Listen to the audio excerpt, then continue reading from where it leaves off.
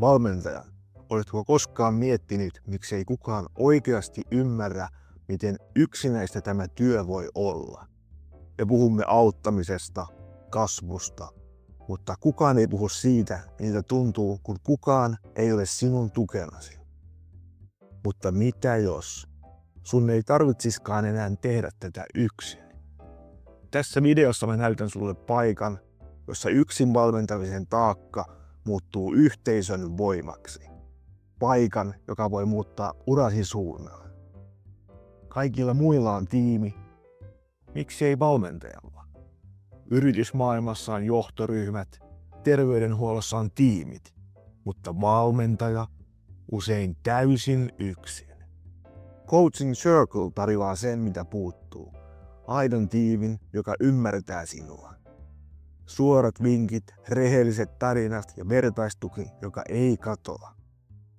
Kun yksi valmentaja jakaa tuskansa tyhjästä asiakaslistasta, toinen kertoo, miten hän käänsi saman tilanteen voitoksi.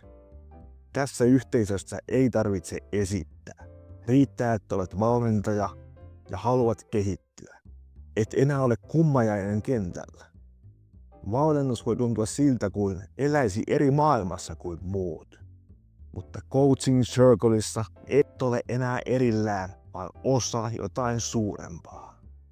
Tämä ei ole someryhmä, tämä on ammattilaisten yhteisö. Ei small talkia, ei spämmiä, vaan syvällisiä keskusteluja, mentorointia, ideointia. Kaikki saman ammatin ja mission jakavien ihmisten kesken. Et tarvitse 100 uutta työkalua, tarvitset vain sen, mitä sinulta on tähän asti puuttunut.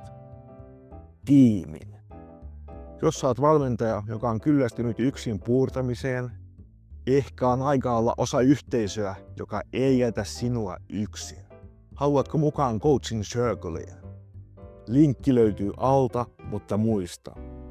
Sisään pääsee vain kutsulla.